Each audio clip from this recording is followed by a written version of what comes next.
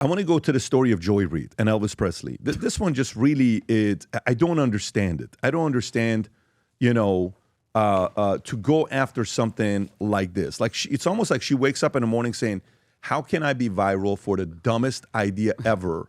And thinking, guess what? I'm relevant. They're talking about me. Yeah. And not realizing this is definitely not the way of doing it, but maybe she thinks she is. So Joy Reid launches finger-jabbing rant against Elvis and says nicknaming him the king was racist. I don't even want to go through this. Rob, do you want to just play this clip and let the audience see it? Go for it. They can't fix the history they did. Their ancestors made this country into a slave hell.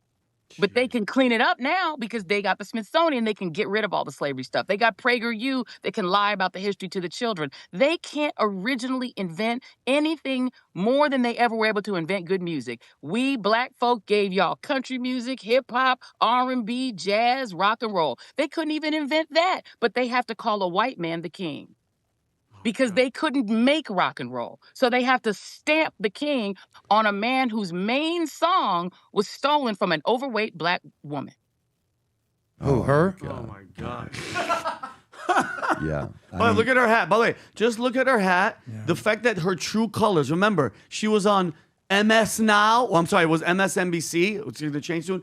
The FDT hat. It's like, that's your true colors. That's a political activist talking her crap. And like, I don't understand. Like, how you nailed it. How do you wake up in the morning and that's what you're talking about? That's what it's talking about. Mind you, it's 2025 and people like Joy Reid, Pat, that's all they want to keep bringing up is racism and slavery. And guys, we're not trying to erase history. It's history. It happened, okay? What year was it, Adam? What was the height?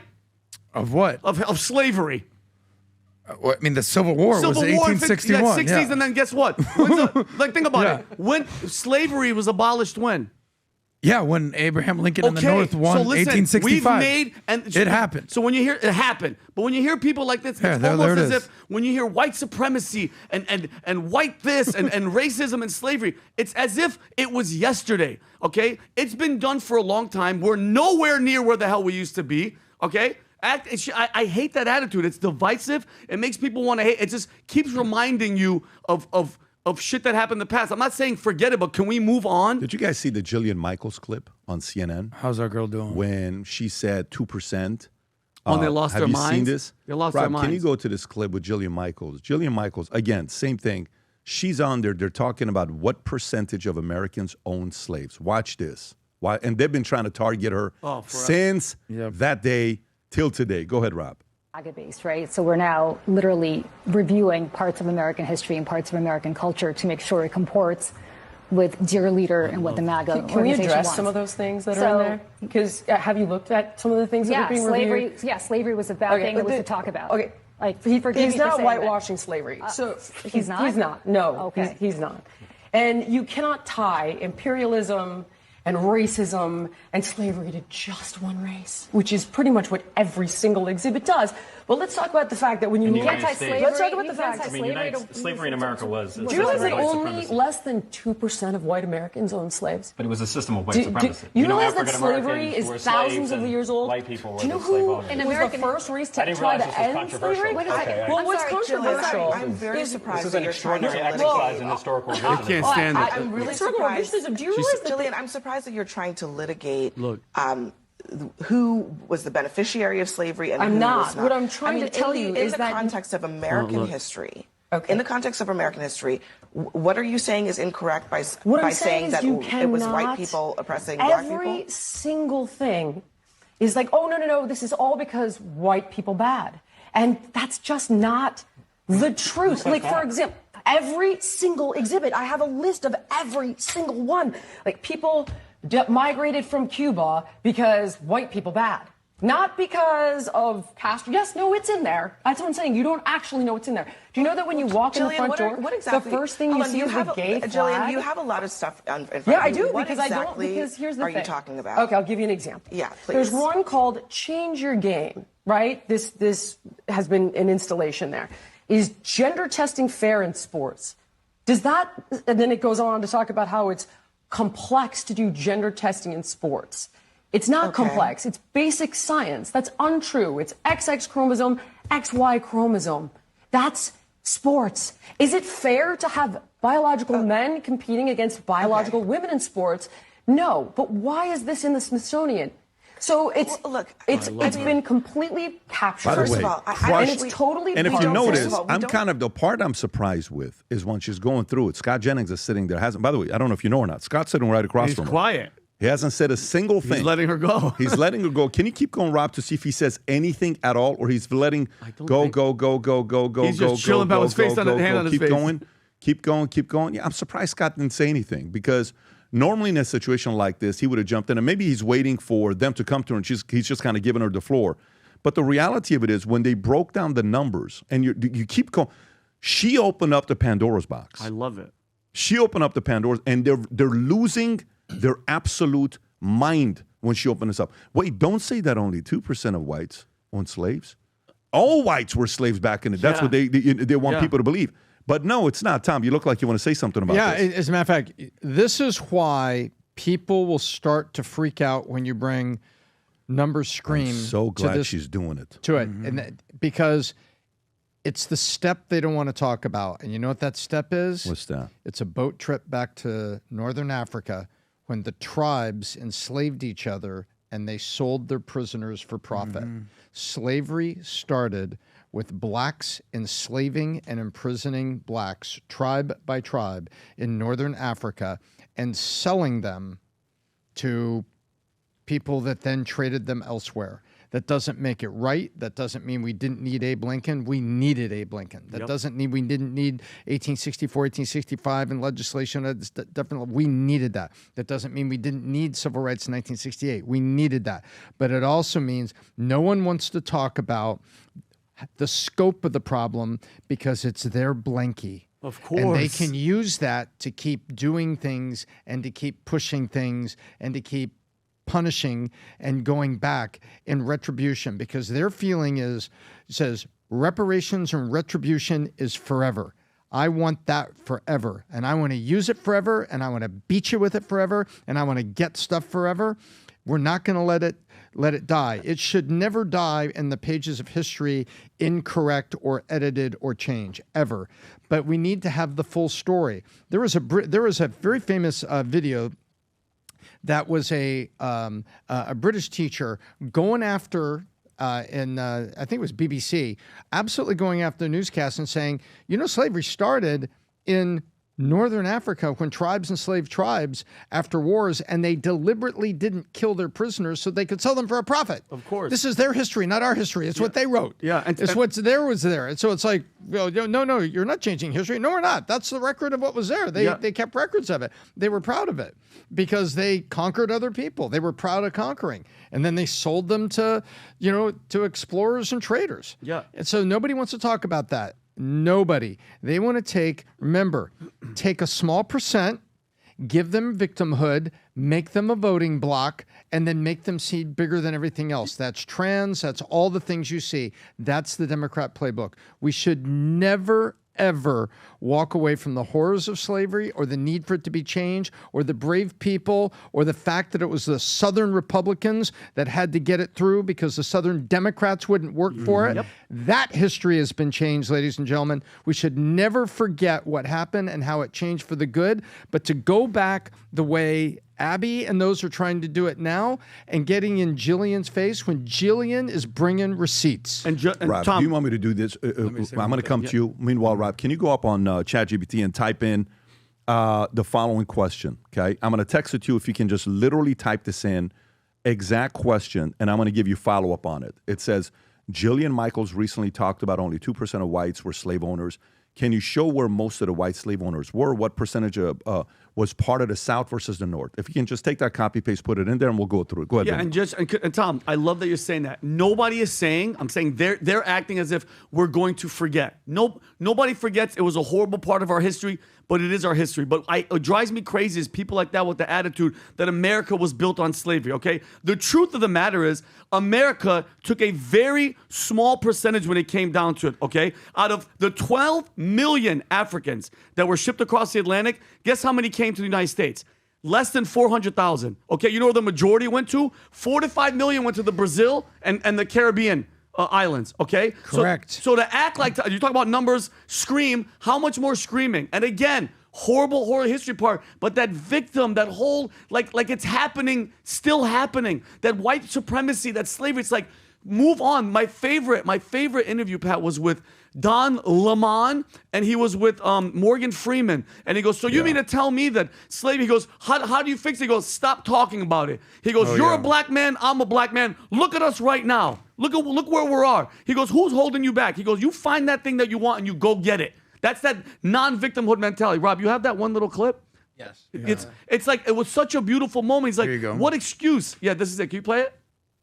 Plays a part in wealth distribution, or either a mindset that you can't Today? or cannot. Yeah. No, You don't. no, I don't. I don't. Hey, you and I, we're proof. Why would race have anything to do with it? Put your mind to what you want to do and go for that. It's kind of like religion to me. It's a good excuse for not getting there. Yeah. You know, I said, and it's probably get me in trouble, but I said to some of my colleagues recently, was the saying, old so Don Lemon I know days. that it's an issue, but it seems like every single day on television I'm talking about race, and it's because of the news cycle, it's in the news, but sometimes I get so tired of talking about it. Oh, no, he doesn't. No, you're I want to just go, this is over, can we What a move liar. on? And if you talk about it, it exists. Right. Yeah. It's not like it exists and we refuse to talk about it. So let's come back to this. Yeah, you can pause that. Rob, Great. can you do me a favor? Go to that ChatGPT, what the question answer. Okay, so here we go. Good question. Jillian Michaels collected only small minority Americans owned slaves, about 1.5 to 2% of the population in 1860. And then if you go a little bit lower, the U.S. population 31, enslaved people 4 million, white slaveholders 385, 8 million. Families, that's 1.5 to 2% overall. Okay, so that part's accurate. Now let's continue. South versus North. Almost all slave holders were concentrated in the South. About 25 to 33% of white families in the South owned slaves. This varied by state: Mississippi, South Carolina, Georgia. Ownership was highly unequal. Northern states, by 1804, all northern states had enacted gradual emancipation laws by 1804. By 1860, slavery was virtually extinct in the North, not the South. Okay, so now here's the next question I want you to ask. I want you to ask, were most of the South Democrats, that's all I want you to ask, were most of the South Democrats, okay? Were yes. This is ChatGPT. This isn't Grok, owned by X. Weird. Elon, this is ChatGPT. Let me read it to you. Go ahead. Yes, the South in the 1800s was overwhelmingly Democrat. Southern politics before and during Civil War, the Democratic Party was dominant across the South. Democrats in the South were the party of slavery and state rights. They defended the institution of slavery as essential to their agricultural economy. By contrast, the Republican Party, founded in 1854, was based in the North and opposed the expansion of slavery into new territories. The opposition is triggered Southern succession after Lincoln, a Republican, was elected in 1860. In the 1860 election, Abraham Lincoln got almost no votes in the South. Wow. Southern states mostly voted for Southern Democrats, John C. Breckinridge, or constitutional unionist John Bell. After the Civil War, during the Reconstruction, Republicans briefly gained influence in the South thanks to the freedom of Northern carpetbaggers, but this ended by the 1870s. The South then became the solid South, voting almost exclusively Democrat for the next 80 years. The Democratic Party in the South was deeply tied to segregation and Jim Crow law. So, I mean, this is the part where Jillian kind of goes in, not on Fox, on CNN, boom, drops the bomb. Good. Yep. And then what happens? By the way, you want to talk about the amount of hit pieces she's going to get? It's just the beginning. She's going to get so many more hit pieces of people coming after her, trying to defame her, say whatever they want to say about her. But good for her for doing that and then showing the receipts afterwards, because even a ChatGPT that some would say is more left-leaning defended the argument of what Jillian presented. Adam. Yeah, I used to be obsessed with the Civil War. If you looked at, when I was a kid, I saw a movie called Glory. And if you've never seen the movie Glory, oh my God, you talked about Morgan Freeman. He was actually in that movie. Denzel Washington, Matthew Broderick, Cary Elwes. What a freaking movie. I watched this movie, I think I was like 9 or 10 years old. I was like, what is this all about in America? Yeah. Right? And it was just so shocking and so crazy and just such an emotional roller coaster. And you're like, this happened here in America? Oh my, I'm a kid. And it was so interesting. If you came into my bedroom when I was a kid, I had Pamela Anderson posters, a life-size cutout of Isaiah Thomas basketball, and the Glory poster talking about the North versus South Civil War. Very weird sort of dichotomy going on there. But here's what I understood about the Civil War. You know, racism, America, what's going on here? Jillian Michaels, great point about only 2% of Americans or even the Confederacy owned slaves. Flip it. Do you know how many Union soldiers fought to free the slaves? 2 million soldiers. Wow. Do you know how many Union soldiers died? White people died to free the African-American slaves? 400 to 500,000 deaths to free the slaves. So, Joy Reid, spare the racist drama because it was white people that died to free black people from crappy white people that wanted to run and operate their business in the South. So it's so easy to be like, slavery, racist. You know the least, the word that has the least meaning to it these days is racism. Yeah, it's true. You're racist, you're racist. Okay, now what? I'm racist. Rob, okay, now can what? you show the poll? Can you show the last 3 polls? Can you show all 3 polls or no? When you run on the podcast, or does it just show the recent one? It'll just show the recent one. Okay, so go to the recent one. Think about how our audience is today. Before you pull it up, Rob, I hope they don't see. Don't look, guys. Don't look. Okay. Tom, don't look, Tom. So the poll is Joy Reid right that whites calling Elvis King is racist? What percentage of our audience you think said yes? 35%. Our audience? No, our audience, 10%. You looked at it. You looked I at it. swear to God, it not. Okay. Tom, what do you think You it didn't even is? put it up. I think it would be like 17, 20%. 10% and we would look at that right? and say, oh my So God. Adam's right again, Tom. 10% said that he is racist, right, with the poem. By the way, 5,000 people voted for this. By the way, he didn't call himself the king. People called him the king. Damn So, right. oh, by the way, James Brown is the godfather of soul. Oh, now we're racist because he's the mafia. godfather. Yeah. But I want to it. do this, guys. Guys, if there's a clip that I'll be with my kids, Vinny, I've showed it to you as well. If Rob, do you have this clip or not with Elvis? If there's a clip, I'll send you the last performance. It's specifically the one I like. Yeah, this one right here. So this is a couple months before he dies. Oh my. This is the first time ever he performs Unchained Melody publicly. The world hasn't seen this song. It's coming out in 2 weeks. You can tell he's either inebriated, he's either on drugs. He is not doing well until he opens his mouth. You realize the magic of this guy, no matter how drunk he was, no matter what was in his body. Pills. He still, just watch this, and you tell me if you would call this guy king or not. Go ahead, Rob. This is a song that I just recorded. And, it's an old song called Unchained Melody. I had to play the piano, so it'll take just a second. Look, I don't know all the chords, so breathing heavy. if you hear me, get my fingers caught in the keys back here. You know, Not doing what well. it Look is. how big he was. Figure it out, son. Now, Johnny, you gotta make it your mind, son. You gotta hold the microphone, put the scarf on, hold the ring, show me the right keys. Got it? Breathing heavy. Yeah. Well, watch. There's a reason why they call him king, and never performed internationally because of his manager. Yeah, that's Think right. about that. I just recorded it, and I don't know. Listen to the way he talks. Is it out? 2 weeks. 2 weeks to be out? This song's been in Unchained so many Melody. movies. Ghost. Folks, brace for Yeah, impact. Unchained Sit Melody. down. You'll see why. I'm going to cry. It's going to make you sit down. I'm telling you. You're going to have the chills all over your body. I'm going to stay quiet and just listen. How you like it so far? How you like it so far? Listen. Listen. Oh my God.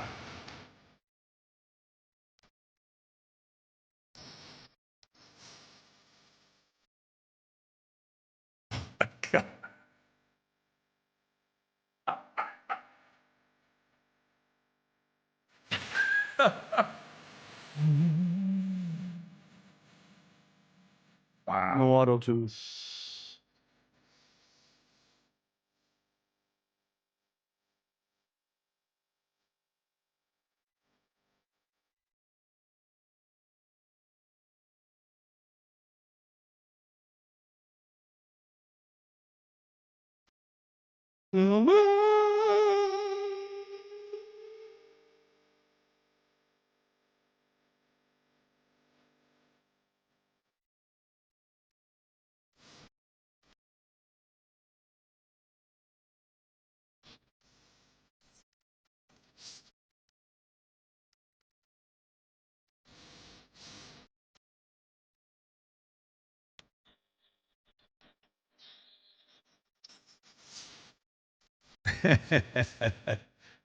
It's about to light it on. Watch.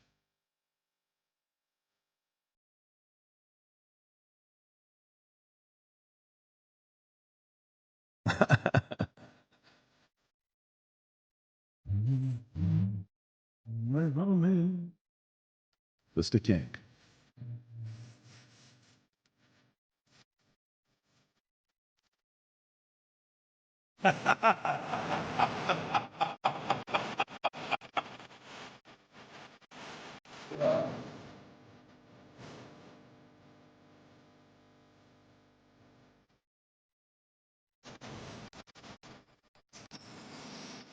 You can pause it right there, Rob. Wow, Listen, I can listen to the this. ending though when he goes all in. Yeah. I mean, listen, there's a reason why they call this guy the king. He was asked about his political views. Look what he said. This is what he had to say when they asked him about his political views. Go ahead, Rob.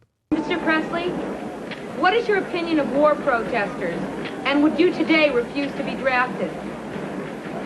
I just seem to keep my own personal views about that to myself. I'm just an entertainer, and I'd rather not say. You think other entertainers should also keep their views to themselves? No. No, it's their business. No, it's their business. No, But this is who I remember, am. he joined the military. He for served God's in the sake. U.S. Army. Yeah, but when his career was taken off, he's This like, guy I'm going to go loved serve. America. Yeah, he did. Let me bro. tell you, he loved America. And guess what? If they called him the king and a market wanted to call him a king, good for him that they Hey, called the him. man want to be called king. We call him king. Yeah. Want to be called Clay? So- Call him Clay. So, anyways, By the way, just how you're saying that Elvis loved America, I don't think this is a shocking statement. I actually don't think that Joy Reid loves America. I think No, she doesn't. actually hates America. Yep, bitter, She can go angry. back to wherever Go to her Substack. I her don't think family you're came wrong. from. Do you guys know what day today is? Does anybody know what day today is? Today happens to be the National Lemonade Day, okay? Today is actually the National Lemonade Day, okay? So when you think about the National Lemonade Day, we launched this campaign a few months ago. If you remember, Rob, if you can go to it, it was the Zested Forward Lemon Box, which ended up becoming a hit. And we got so many awesome stories and testimonies. The other day, I was reading all the reviews at the bottom of what stories people were saying and the reaction they got from folks. It's absolutely awesome. I'm going to read this to you. Imagine someone's having a bad day. Things are not going the way they wanted. This box shows up, Valuetainment. They open it up, and there's a message there, okay, an inspirational message there that they hear. And then outside of the inspirational message, there's a few items. A Zested Forward hat, Future Looks Bright hat, a few other items. And it's a way, what is that audio, Rob? Is that Adam? You? Okay. So I want to read some of these stories to you of people who use this and send it to others and what their experience was from the people that received it. So here's one. Hello. Yes, yes, yes. Amazingly zest. Help me to surprise gentleman who has everything and more for his 98th birthday. That's awesome. He was looking and listening to Patrick. Never seen anything like that. Whispered. Great idea. Touched the heart. Me too. Thank you. My appreciation is going out to you, Lilia. Okay, so that's one right there. Next one. My sister-in-law is going through chemotherapy. She was very surprised and blessed by the gift. Thank you for thinking of such a lovely gesture. God bless you. Here's another one from Eric Stewart. My customer is going through some hard times with business and family. The VT Lemon Box put a smile on his face with a heartfelt thank you. Great idea, guys. I can go on and on and on with these stories. Folks, if you know a friend or family that's going through challenging times, go to vtmerch.com, place the order, zest it forward to somebody, make someone's day. Sometimes the best feeling in the world isn't receiving a gift. Sometimes the best feeling in the world isn't you getting the promotion, isn't you getting all of that. Sometimes it's just doing it for somebody else. So if you want to start your day, for me, anytime I was having a bad day in sales the last 25 years, the first thing I would do when I would go through a lot of rejections, I would call 5 of my clients or 5 of my guys, and I would tell them how amazing they are. I would find a way to make somebody else's day.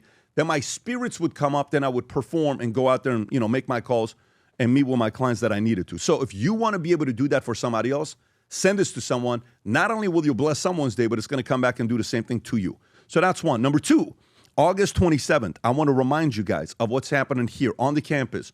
August 27th, we're giving private tours of the entire campus. Right now, we're building a soccer field here. Literally, we're building a futsal field here, one of the biggest futsal fields in all of state of Florida. That's being built right behind me as we speak. Every time people come and see our campus, they're like, we had no idea you guys had nearly 200 employees, and you guys are doing all this stuff. Yes, this is what we do. Really? Yes. So if you're somebody that wants to come and get a private tour of what we're doing here at Valuetainment, Lion Holding, all you need to do is have a ticket that you bought to go to the Vault Conference. So if you're somebody that's going to the Vault Conference, if you get a general ticket, you can come here to network in the hangar. There'll be a lot of surprises there. But if you're somebody that gets a platinum or an executive, our guys will give you a tour of the entire operation. Obviously, no cameras when you come to the executive floor. And if you get a founder and a CEO ticket sold out, but if you get a founder ticket, and even if you're an existing CEO ticket holder, you come through, I'm going to give you the tour of the entire property multiple times with all the other people that are coming down. We've already had hundreds of people that have registered. This is limited to a certain amount of people because we're going to have security all over the place. If you want to go out there and get registered, get yourself a ticket. Rob, how does somebody register to put their names on the list? I'm putting the link in the description right now, and it'll also be pinned in the chat. Okay, perfect. So he's going to put in the link in the description, and it'll be in the chat. So those two things. Either make someone's day or get yourself a ticket to go to the Vault Conference. Come and get a tour of the office here and network with nearly 400 other people that will be here as well. It'll be a fun time. If you enjoyed this video, you want to watch more videos like this, click here. And if you want to watch the entire podcast, click here.